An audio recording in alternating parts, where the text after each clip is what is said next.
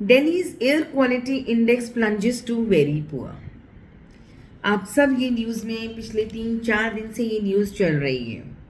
हम बाहर मूव करते हैं तो देखते हैं कि कैसा क्लाउडी सा मौसम हो रहा है, फॉगी सा मौसम हो रहा है।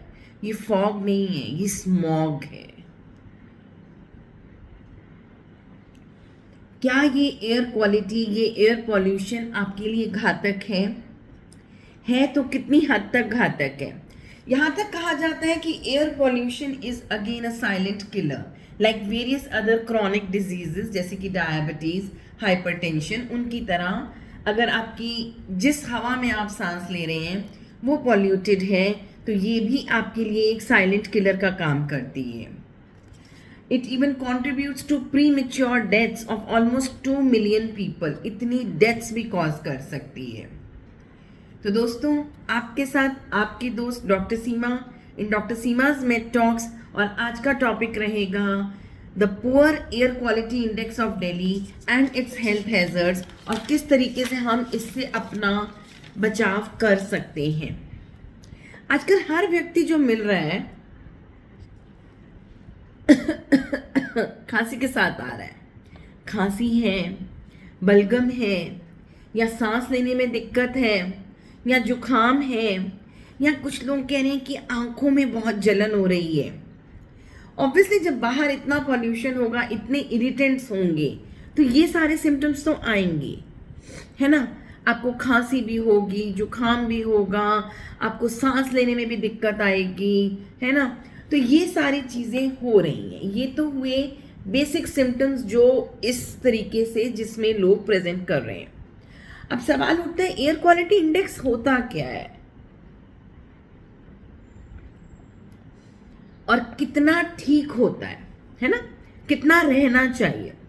अगर आपका एयर क्वालिटी इंडेक्स 0 to 50 तक रहता है तो वो हवा आपके लिए बहुत स्वच्छ है जीने के लिए, सांस लेने के लिए। बट अगर कहीं वो 51 से 100 चली गई तो स्टिल इट इज सेटिस्फैक्ट्री कि आप उसमें अच्छे से सांस ले सकते हो। पर अगर आपकी हवा 100 का एयर क्वालिटी इंडेक्स 100 से 200 चला गया तो it is moderately polluted. Pollution शुरू हो गया इन मॉडरेशन। 200 से 300 अगर चला गया तो it is like poor quality. 300 से 400 चला गया तो वेरी पुअर क्वालिटी, और 500 तक चला गया, 400 से 500 या 500 के अबव चला गया, severe, very bad, hazards air. तो आपको मालूम है आज आप उस हैजार्डस एयर में सांस ले रहे हैं। आज आप जो सांस ले रहे हैं वो हवा की जगह अब जहर है। वो it is like poison, it is a gas chamber. तो क्या करें, कैसे खुद का बचाव करें, क्या क्या बीमारियां इससे हो सकती हैं। तो आज इन सारी बातों के बारे में डिस्कस करते हैं। सबसे पहली बात, ऑब्वियसली जब एयर की क्वालिटी खराब हुई, सबसे पहला इशू, जो सबसे पहली चीज़ दिमाग में आती है, दैट इज़ योर ब्रीदिंग, कि आपको सांस लेने में तकलीफ शुरू हो सकती है। खासकर जो लोग एस्थमेटिक हैं या जिनको और लंग्स में कुछ बीमारियां हैं, उनकी सांस लेने में दिक्कत और बढ़ सकती है। तो उनको क्या करना है? सबसे पहली चीज़ है थोड़ा सा बाहर जाना कम कीजिए। इस टाइम पर वो लोग खासकर जिनकी इम्यूनिटी गिरी हुई है, जो एस्थमेटिक हैं, जिनको सांस की परेशानी है, जो हार्ट डिजीज़ के एलिमेंट्स, जिनको हार्ट डिजीज़ हैं, या जो कैंसर से पीड़ित पेशेंट्स हैं जिनकी इम्यूनिटी कम है, या जो ओल्ड एज पेशेंट्स हैं, या जो छोटे बच्चे हैं, इन सबको थोड़ा सा घर के अंदर ही रखिए। बाहर जाना है तो मास्क लगा के N95 मास्क का प्रयोग कीजिए। और अगर आपको सांस की दिक्कत है, अगर आप इनहेलर्स लेते हैं तो प्लीज़ अपने इनहेलर्स और नेबुलाइजर्स को लेते रहिए। और जहां आपको लगता है कि आपकी सांस की दिक्कत बढ़ रही है, शॉर्टनेस ऑफ ब्रेथ बढ़ रहा है, तो इमीडिएटली अपने डॉक्टर से बात कीजिए। एस्थमेटिक पेशेंट्स को उनके डॉक्टर्स एस्थमेटिक एक्शन प्लान देते हैं कि अगर आपकी परेशानी बढ़ती है तो आप किस तरीके से स्टेप वाइज अपनी दवा को बढ़ा सकते हैं। इस टाइम पर प्लीज़ इन बातों पे मत चलिए कि नेबुलाइज करना ठीक है कि नहीं है, इनहेलर की आदत पड़ जाएगी। This is a wrong notion. Kindly stay away from this, और प्लीज़ इनहेलर्स का पुरजोर आप उपयोग कर सकते हैं बिना डरे, क्योंकि आपको ज़रूरत पड़ सकती है। ठीक है। अब मैंने बोला कि आपकी रेस्पिरेटरी इलनेस बढ़ सकती है, आपकी कार्डियक इलनेस बढ़ सकती है। किस तरीके से? देखिए, आपका बीपी हाई हो सकता है, आपकी कार्डियक रेट, आपकी जो पल्स का रेट है या जो रिदम है वो बिगड़ सकता है। आपकी जो आर्टरीज हैं वो बहुत थिकंड अप हो सकती हैं, उनमें अथीरोस्क्लेरोसिस भी एयर पॉल्यूशन से। आप कितना टाइम तक आप एक्सपोज हो, शॉर्ट टर्म एक्सपोजर या लॉन्ग टर्म एक्सपोजर से, ये सब चीज़ें हो सकती हैं। और इनका परिणाम क्या होगा? परिणाम स्वरूप आपको हार्ट अटैक आ सकता है, कार्डियक अरेस्ट हो सकता है, स्ट्रोक हो सकता है। तो ये सब चीज़ें भी हो सकती हैं। आपको लगता है कि स्किन में कुछ एलर्जी हो सकती है, तो बिल्कुल स्किन में एलर्जीज हो सकती हैं, जैसे कि एक्जिमाज हो सकते हैं, सोरियासिस हो सकता है, या एक्ने हो सकता है, आंखों में जलन हो सकती है, आंखें लाल हो सकती हैं, आंखें ड्राई हो सकती हैं। ठीक है। खांसी है आपको, या हल्की बलगम आ रही है, या आपका जुखाम हो रहा है, तो ये सारी चीज़ें तो बड़ी कॉमन है। ठीक है। तो आपको क्या करना है? एक तो मैंने बोला कि बाहर ज़्यादा नहीं जाना। दूसरा मैंने बोला कि स्ट्रेनुअस एक्सरसाइज या किसी भी तरीके की एक्सरसाइज बाहर जाकर तो बिल्कुल नहीं करनी। अगर आपको करनी है तो इंडोर एक्टिविटीज़ करनी है। पर जो लोग हाईली जिनको परेशानियां हैं वो इस टाइम पर थोड़ा सा अपनी एक्टिविटी से भी बचें, और ना ही करें तो अच्छा है। रूटीन का काम करें और अपना घर में ही ज़्यादातर कोशिश करके रहें। ठीक है।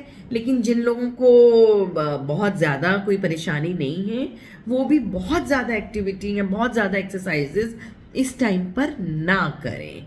और ख़ासकर जो ये सुबह सुबह उठ के जो वॉक जाने की आदत है, इस टाइम पर रोक लीजिए, बिकॉज आप सुबह जो हवा इनहेल करेंगे that is not good for your health at all. अभी दिन में भी इस टाइम पे जो आपका एयर क्वालिटी इंडेक्स है दैट इज़ वेरी पुअर।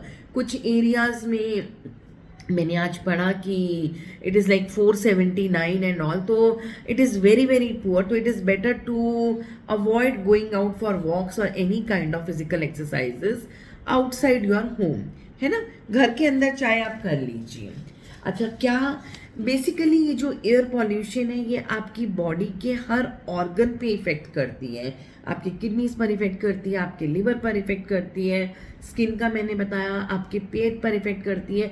कुछ लोगों को पेट में बहुत ब्लोटिंग हो जाती है, कुछ को डायरिया हो जाता है, कुछ को कॉन्स्टिपेशन हो जाती है। तो चेस्ट में बहुत टाइटनेस हो रही है या चेस्ट पेन हो रहा है ना, तो उसके साथ क्या थोड़ी सी घबराहट भी कई बार लोगों को हो जाती है। तो लगता है कहीं हार्ट अटैक तो नहीं आ रहा, तो हो सकता है कि एस्थमा का अटैक हो। लेकिन ये सब चीज़ें भी देखने में मिल रही हैं। हार्ट के पेशेंट्स हैं तो हार्ट रेट बहुत तेज़ बढ़ रहा है, अनयूजुअली बहुत ज़्यादा थकावट हो रही है ना, बीपी एकदम बढ़ना शुरू हो गया। तो इन चीज़ों पे थोड़ा ध्यान दीजिए। जो छोटे बच्चे हैं उनकी डेवलपमेंट पे भी बहुत बैड इफ़ेक्ट आ सकता है। उनकी लंग्स की डेवलपमेंट पुअर हो सकती है, स्टंटेड ग्रोथ हो सकती है। जो प्रेग्नेंट लेडीज़ हैं वो जब डिलीवर कर रही हैं तो low birth weight babies deliver हो रहे हैं, तो उनको भी आगे जाके काफ़ी परेशानियां हो सकती हैं। तो ये सारी चीज़ें तो आपकी बॉडी में ये सारे इफ़ेक्ट्स तो आ ही सकते हैं इफ़ यू आर। देखिए, मानो ना मानो आपका एक्सपोजर कहीं ना कहीं तो रहेगा, है ना। तो आप इनसे दूर तो नहीं रह सकते। तो ये सारी चीज़ें, these are the bad effects, these are the things जो हो सकते हैं। लेकिन हम इनसे बच कैसे सकते हैं? तो पहली चीज़ है बाहर नहीं निकलना। दूसरी चीज़ है बहुत ज़्यादा स्ट्रेनुअस एक्सरसाइज नहीं करना। तीसरी चीज़ है जब आप जा रहे हो तो मास्क का उपयोग कीजिए। चौथी चीज़ है अपने आप को अच्छे से हाइड्रेटेड रखिए। आप किसी भी तरीके का पेय पदार्थ लीजिए, नारियल पानी, नॉर्मल पानी, नींबू पानी, आप कुछ भी ले सकते हैं। बिकॉज जब आपको ये खांसी हो रही है तो अंदर के सिक्रीशंस और ज़्यादा आपके कई बार सूखना शुरू हो जाता है, तो आपको अपने आप को वेल हाइड्रेटेड रखना बहुत ज़रूरी है। कोशिश करके अपने नॉस्ट्रिल्स या अपने हाथ या चेहरे को भी थोड़ा सा मॉइस्चराइज करके रखिए, क्योंकि जो आप हवा अंदर ले रहे हैं, जो आप इंस्पायर कर रहे हैं, that should not be very dry. तो अगर आप नॉस्ट्रिल्स में थोड़ा सा तेल लगा लेते हैं या थोड़ा सा मॉइस्चराइजर या किसी भी तरीके से इसको मॉइस्ट रखते हैं, तो that would be very very beneficial to all of you, है ना। और कुछ आई ड्रॉप्स का प्रयोग कर सकते हैं और बार बार ठंडे पानी से आंख को धो सकते हैं। कुछ भी लुब्रिकेंट आई ड्रॉप्स का प्रयोग कीजिए। घर के अंदर वो वाले प्लांट्स लगा सकते हैं जो आपकी हवा को बहुत प्यूरिफाई करके रखे, जैसे कि एलोवेरा है या पुदीने का प्लांट है या स्पाइडर प्लांट है या स्नेक प्लांट है।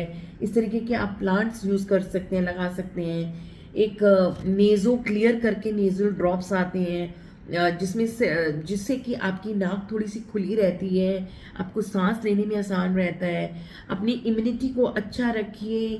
खाना थोड़े थोड़े समय पर थोड़ा थोड़ा अमाउंट खाइए, है ना। ऐसा नहीं है कि एक बार में खूब अच्छे से पेट भर लो, नाक भी बंद है और पेट भी फूल जाता है तो सांस लेने में और ज़्यादा दिक्कत हो सकती है ना। तो इन चीज़ों को थोड़ा सा अवॉइड करिए। टाइट क्लोथ्स पहनना थोड़ा अवॉइड कीजिए।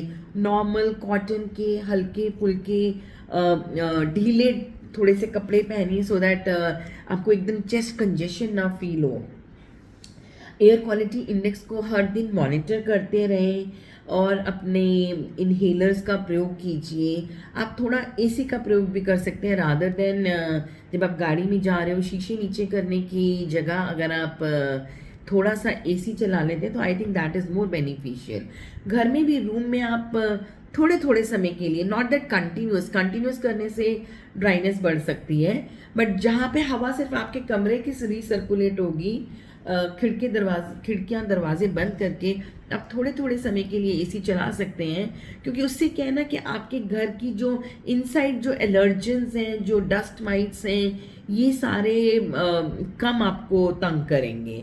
और इस समय पे ज़्यादा ये अगरबत्ती और इस तरीके की चीज़ों का प्रयोग मत कीजिए, बिकॉज ये चीज़ें again they are the triggers, या परफ्यूम्स का, ये again they are the triggers for asthmatic patients. ठंडा होना, मौसम भी ठंडा हो रहा है, बाहर डस्टी भी है ना, और अंदर अगर आप इन चीज़ों का यूज़ करेंगे तो you might not trigger up with that. बाकी अगर कोई परेशानी बढ़ती है तो इमीडिएटली कॉन्टैक्ट योर डॉक्टर और अपना ध्यान रखिए, है ना। You can keep having Luke warm water, bath अपना लीजिए एंड स्टीम लेते रहिए, हल्की हल्की स्टीम लेते रहिए and keep your nose and your throat moist. तो अपने आप को डिहाइड्रेट बिल्कुल नहीं होने देना, है ना। तो इन सब चीज़ों का प्लीज़ ध्यान रखिए और आप ठीक रहेंगे। आपके साथ आपकी दोस्त डॉक्टर सीमा फ्रॉम डॉक्टर सीमा's Med Talks।